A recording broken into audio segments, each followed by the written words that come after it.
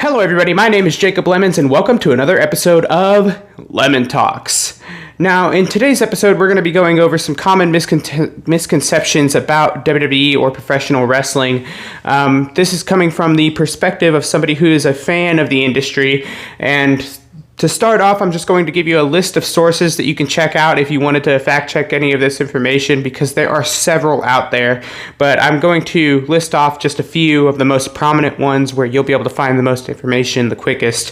First up is the Chris Van Vliet podcast. I have to give a shout out to that dude. He has professional wrestlers on there regularly, and it's because he trained as a professional wrestler at one time and frequently covers all of these different events. He'll have wrestlers from indie promotions, like independent promotions, or even AEW or WWE, some of the bigger ones. Also, Inside the Ropes, they frequently hold I want to say lectures that with wrestlers where they ask them different questions, almost like an open panel, but with one or maybe even a couple wrestlers sometimes if they were a tag team.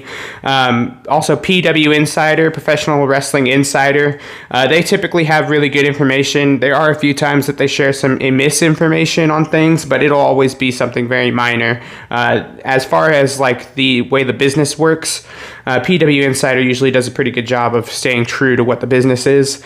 And then the Smoking Skull podcast, hosted by Stone Cold Steve Austin. Stone Cold Steve Austin, typically you can say that name, and even if you're not a WWE fan, you know exactly who that is. He hosts his own podcast where he invites several different professional wrestlers on there to talk about their careers as well, whether they were from WWE or WCW. They range from people from back in the day that he used to wrestle with, and even some that are going through the business right now. And he always just tries to get everyone's take and everyone's perspective on the business and ask them what went down with certain situations and all that sort of stuff. Other than that, just several interviews, can be found online. Honestly, there are so many that if I were to cite all of them, then it would take weeks of videos to do so. There's literally just so much archived in that department, but also several interviews will share this information with you as well. But interviews, they tend to be 3 to 15 minutes long. Now, getting into the actual episode, we're going to go ahead and give you a roadmap of what we're going to talk about today. The first misconception is that wrestlers make a lot of money.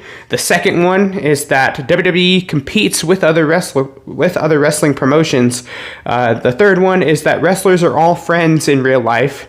The fourth one is that wrestling is fake. And the fifth one is that wrestling tends to be violent and profane.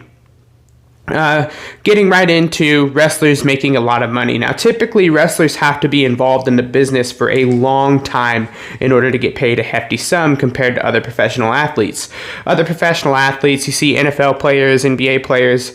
NFL players usually making tens of millions of dollars per year, and you see NBA players making hundreds of millions of dollars per year.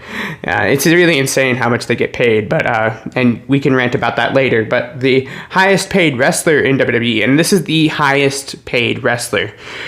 Nobody gets paid more than this wrestler, but they typically end up being the face of the company. This face of the company has to be at every press event, every meet and greet, every Make-A-Wish Foundation or charity event, and has to be at every recording session for the video games and promotional cuts like advertisements. They have to be at every live event and every premium live event, which are what pay-per-views are referred to nowadays. So their schedule is pretty much to eat, sleep, and breathe the business if they make it to that position. The current highest paid WWE superstar remains to be Roman Reigns, who only makes $10 million per year.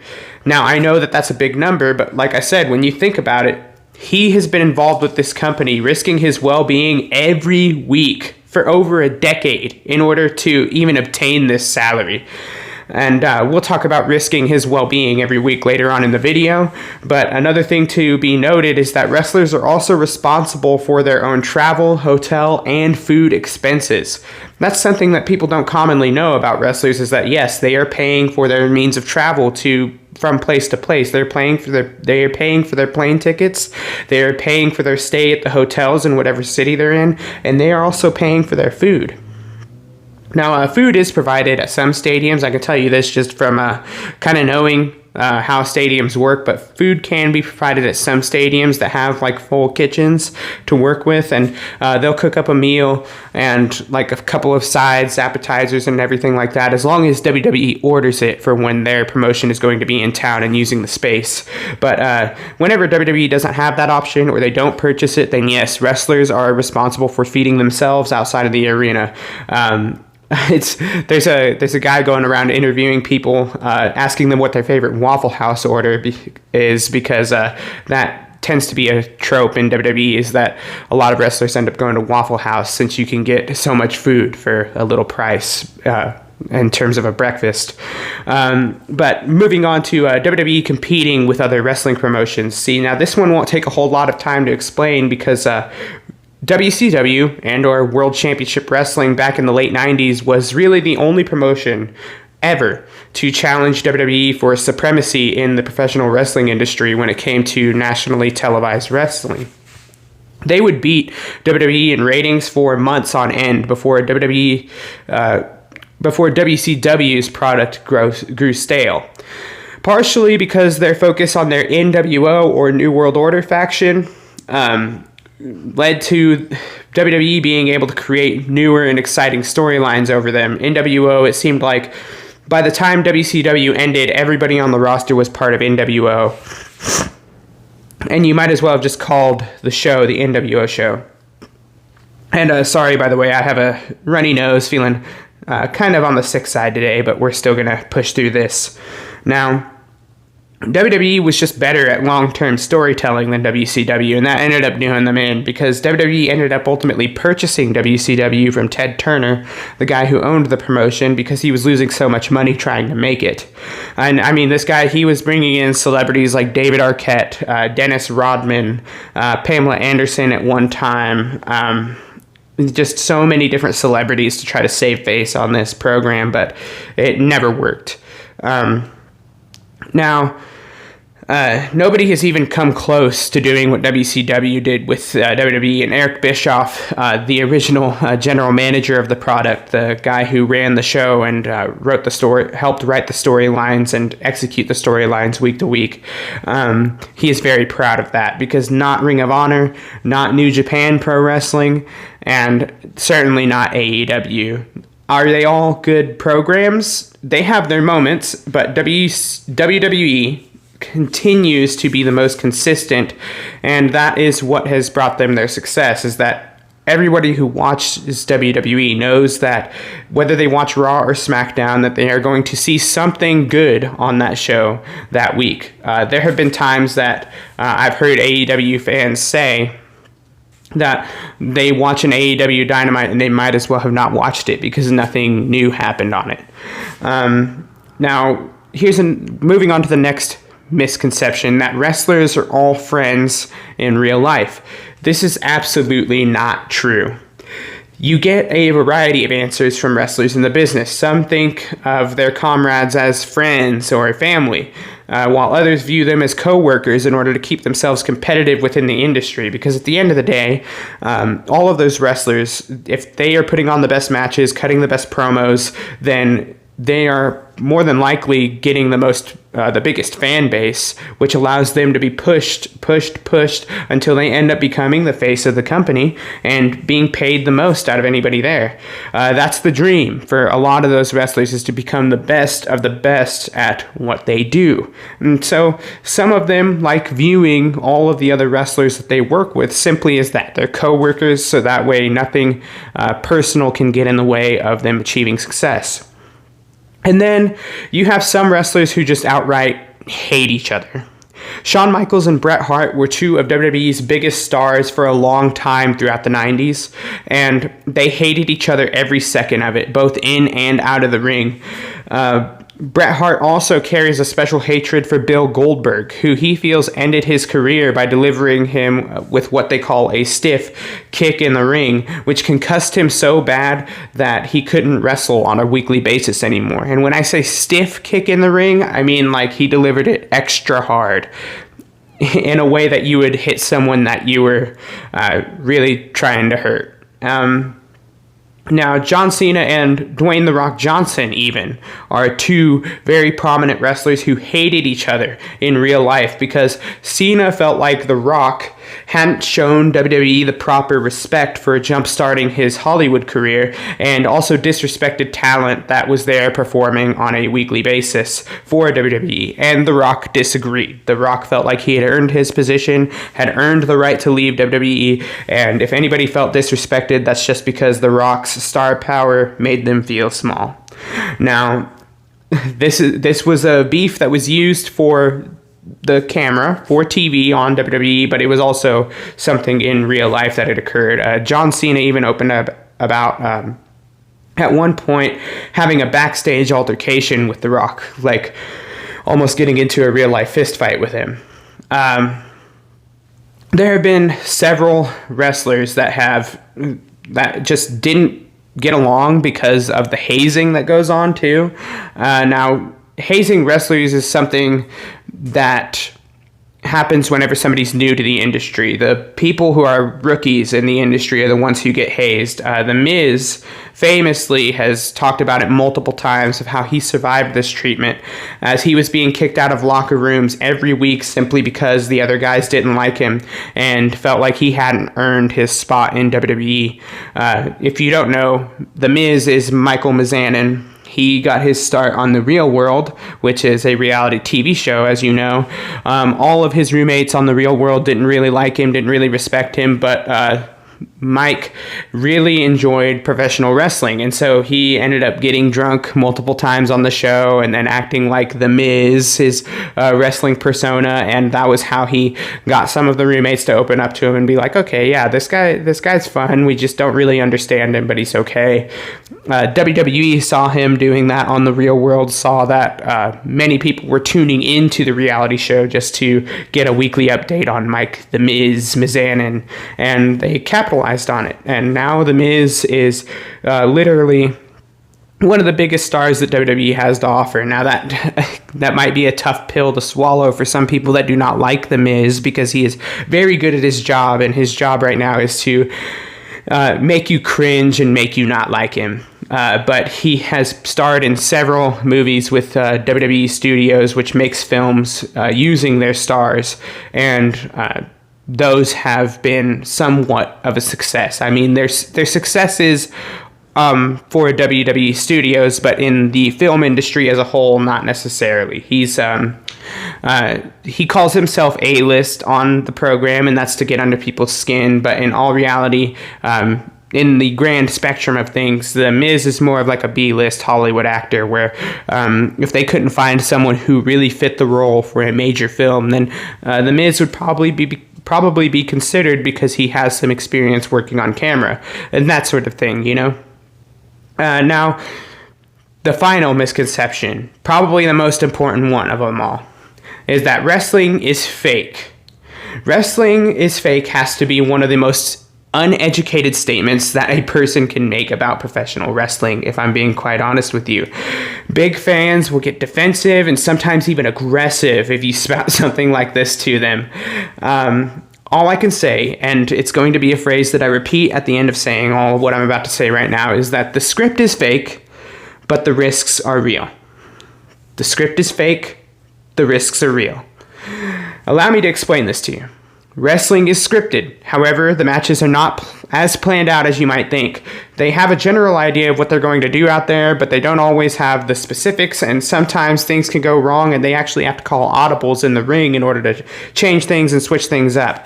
Wrestlers have oftentimes been caught getting really in close to each other and whispering in each other's ears what they think needs to happen next in order to fix the match and make it run a little more smooth.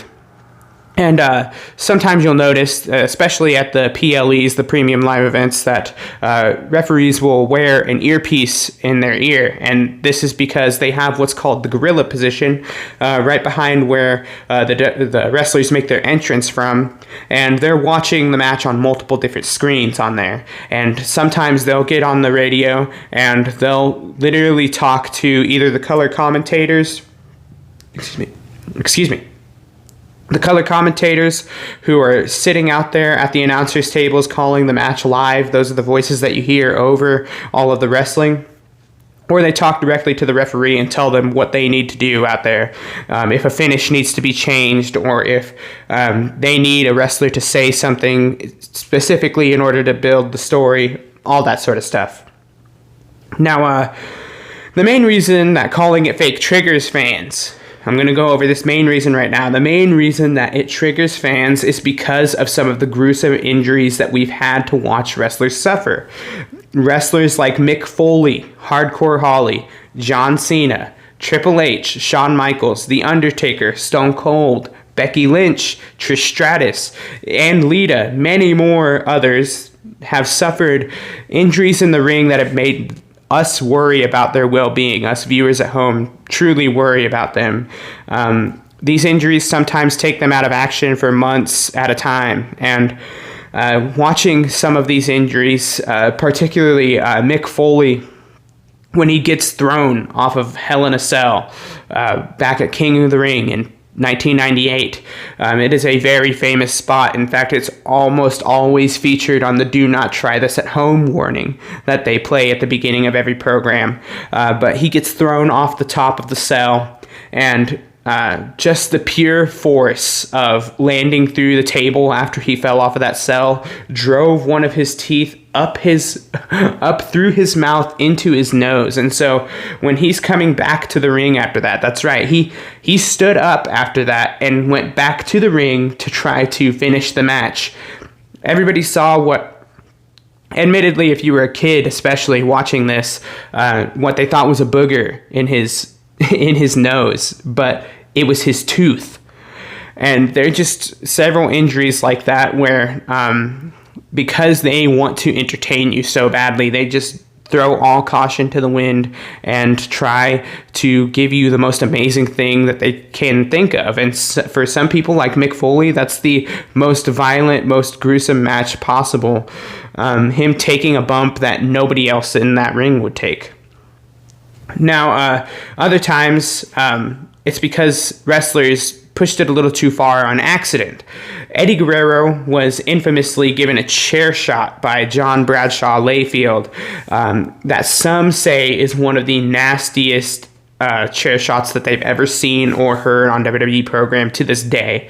Eddie had opened up a vein on the top of his head when this chair shot occurred, and that caused him to lose so much blood that he immediately had to be taken to the hospital after the match in real life because he had lost so much blood and needed stitches, being at the risk for death if he didn't do so.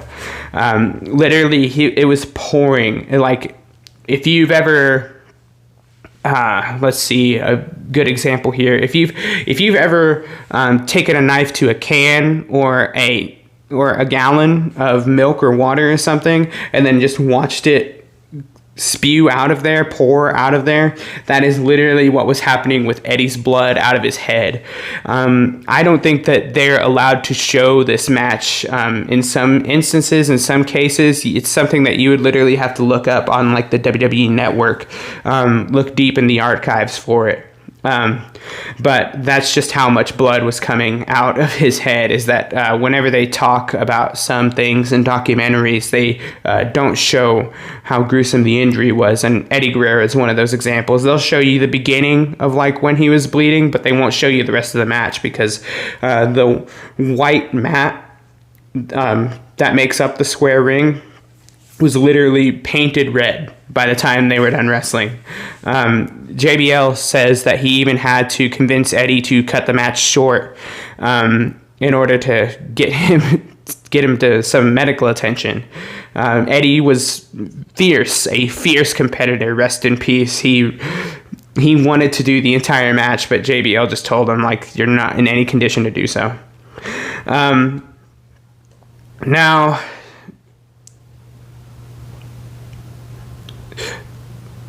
there is one more. Sorry, there is one more misconception about WWE. Now, just one real quick before I move on, I'm going to remind you of what I said before. The script is fake, but the risks are real. Just remember that moving forward, talking about WWE fans, and then you'll be okay. But the actual final point that we're going to go over is that wrestling is too violent or profane. Now, when I say that wrestling isn't violent, it sounds violent, and it is, but not on purpose. The instances that I just talked to you about, the wrestlers getting injured, those were accidents. You know, they weren't meant to happen. The best wrestlers, and all wrestlers in any interview that you look up will say this, the best wrestlers make you feel safe when you're working in the ring with them. Because while you catch a punch or a chop that feels real every now and then, at the core of these matches, it is reminded that they are performances meant to entertain rather than being like UFC, where the sole purpose is to watch people get beaten up until they cannot continue to fight. As for profanity, WWE really dialed it back when it comes to dirty language, and that's primarily because of what they call the PG era. And the PG era occurred because the networks that they resided on told Vince McMahon, the owner of the company at the time, to fine any wrestlers that couldn't help but swear or be too violent on TV. At one point, they had even banned chair shots and other weapons from being used on WWE programming, and Triple H and Undertaker even got fined for this in one of their most famous WrestleMania bouts. But eventually, the network saw that some fans were starting to lose interest in the product, so they've become a little lenient with what can be said on the show. It may not be to the extent of the Attitude Era in the 90s, but honestly, I think that's for the best for some families that watch the show, especially with their kids. Just that you don't say things that are nearly as dirty as what they were saying in the 90s. They do cuss every now and then, but it's not every sentence and sexual innuendos left and right. It's a little more cleaned up, but it's starting to find a little bit more of a rugged approach to it. So that's been this episode on common misconceptions of the WWE. I simply wanted to make this episode as a WWE fan in order to let all of my viewers know when interacting with professional wrestling fans, like what are some important things to understand about the business. Important things to understand about the business is that it is a business, and that some people view it as such, while other wrestlers find other wrestlers to be like their friends and family. And I feel like it's important to know this stuff if you do ever interact with a professional wrestler, just so that way you don't offend them or disrespect them inadvertently. Now, again, we're going to leave this episode by saying the script is fake, but the risks are real. All right. So just remember that the next time that you're interacting with somebody who's a fan of professional wrestling, and 9 times out of 10, a person who's a fan of professional wrestling is also a fan of UFC. If you two don't want to talk about professional wrestling, then I guarantee you they will be more than happy to talk to you about UFC or boxing or any other sort of combat sport. But these men and women are athletes, and they have legitimate risks with their job just like anybody else. I'm a machinist, and so I have risks whenever I'm working on my industrial-sized machine. They have risks whenever they're jumping off the top rope.